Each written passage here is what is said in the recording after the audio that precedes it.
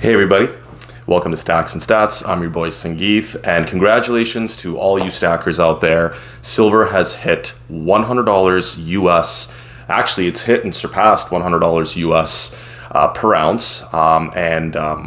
Honestly, I am a little bit surprised. I was expecting silver to hit $100 at some point in 2026. I just didn't think that it would happen so quickly. I didn't think that it would happen in January. So again, congratulations to all my fellow stackers out there. And I did make a video before about how, yes, $100 is the nominal high.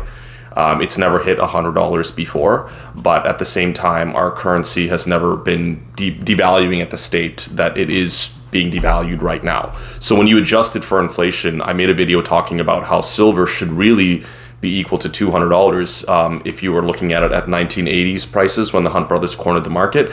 And also more recently in 2011, the silver inflation adjusted should be $135 US. So we still have quite a bit of room left if we want to hit its true inflation adjusted high of 2011. And I also want to mention the fact that the fundamentals, this sounds kind of cliche, like this time's different, but if you take a look at the fundamentals driving this precious metals bull run, they are completely different from what happened in 1980 and what happened in 2011. And you also will note that like when silver hit its all-time highs, both those times previous, it snapped right back. But I don't think that that's going to happen. Now, in my last video, I talked about just how silver did not get the market attention. It did not get the media attention that I was expecting it to get. I heard a few rumblings here and there. You know, I had a couple of my friends ask me that were kind of in the stacking sphere, I guess, if you want to call it. But honestly, I don't know if it's just me, but in the past 2 weeks, I've noticed a complete change in the amount of media attention that precious metals are getting, specifically silver. It's all over my YouTube feed. It's on the news. I have people that just are not in the precious metal sphere just talking about it. Me being a pretty big car guy, I follow some automotive channels on YouTube, and one of the channels I follow, he's actually a car mechanic, and his content has nothing to do with precious metals at all. And he dropped a video a couple days ago talking about gold and silver, and that really surprised me. Now, I kind of want to go to a coin show just because, with gold and silver getting the attention that it's been getting, I kind of want to, go see it for myself. Boots on the ground type deal. Because usually whenever I go to these coin shows, they're pretty quiet. You see some familiar faces and stuff like that, and it's not really that busy. So there's a coin show that's going on today. I really wasn't going to go. I haven't been to a coin show in months. I wasn't going to go to this one just because the weather is not the greatest, but I do kind of want to see for myself, like, hey, is there really hype? Is there really some form of excitement around precious metals more than there is? So I kind of want to do this boots on the ground approach, and I'm going to make the drive out, and I'm going to check out this coin show, and I will report back to you guys. All right, it's a little chilly today.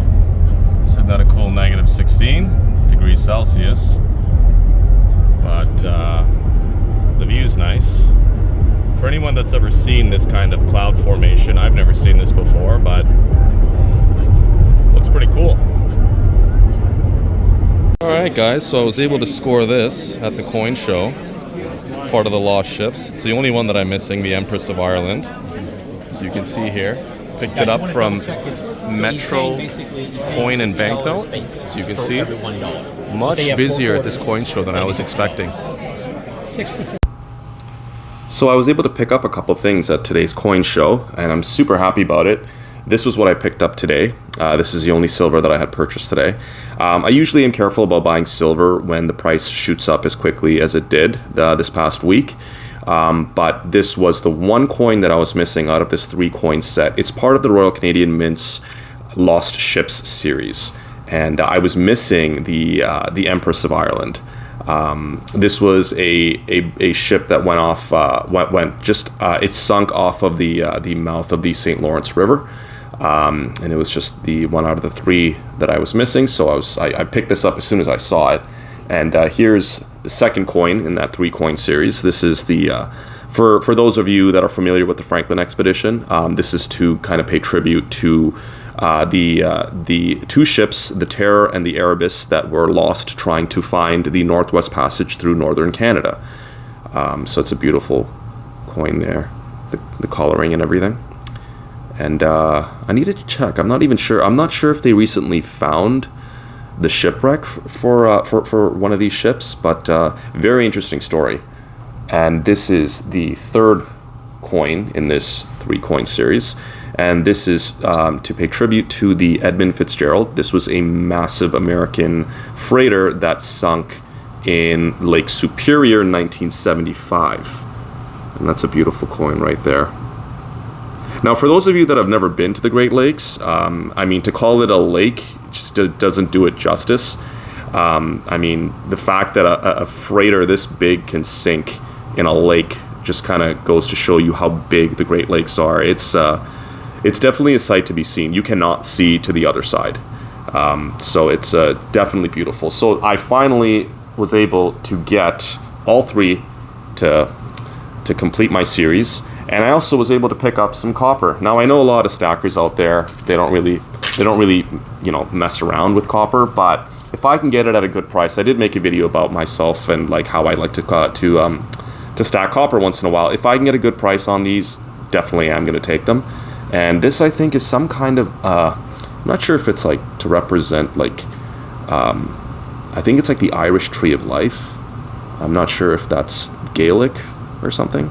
But super cool. So I picked these up at the coin show as well for a really good price. In fact, I was able to pick these up pretty cheap, considering even copper itself has gone up in price. And I was also able to trade some metal. Now, I usually don't do trades. Usually I just keep buying. But with the price of silver shooting up as high as it did, I was able to trade some silver for a small 1/10 ounce gold coin. I love the 1/10 ounce denomination, or like fractional gold, just because I feel like, full ounces, I mean, like, they're just too expensive. In terms of liquidity, I don't think people out there, in Canada at least, like, you're paying $6,700, $6,800 for, 1 full ounce. And I just don't think that people really have that kind of money. And it's not my opinion, but I suspect the opinions of many are that it's a little bit underwhelming to pay that much money for just one simple coin, I guess. So that's why I like doing the 1/10 ounces, because these tend to sell a little easier. And this one's a treasured maple leaf, and it's a 2026. And the reason I don't usually trade silver, but the reason why I chose to trade silver this time is because of the gold-silver ratio. The gold-silver ratio, when I started stacking, it remained well above 90-1. So the fact that the gold-silver ratio has dropped down, I think it's around 50, maybe 49-ish. So, I mean, just to give you a visual representation, like, I traded 5 ounces of silver for this 1/10 maple. Okay. Now, just, I would say a year ago, I would have to trade in, let's see here. That's how much silver. Sorry, I want to make sure you guys can see that.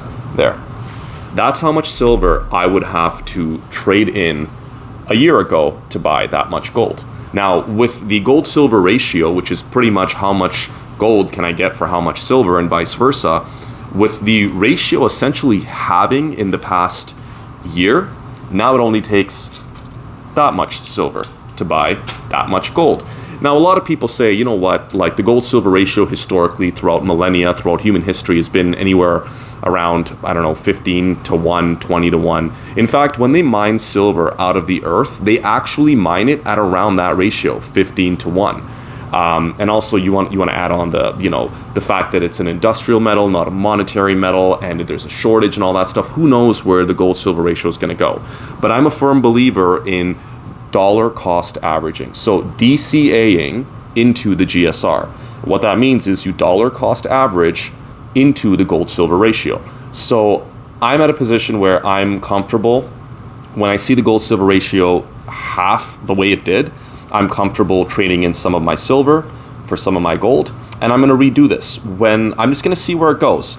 If the gold silver ratio drops to 40 to 1, well, guess what? I'm going to trade even more silver for some gold.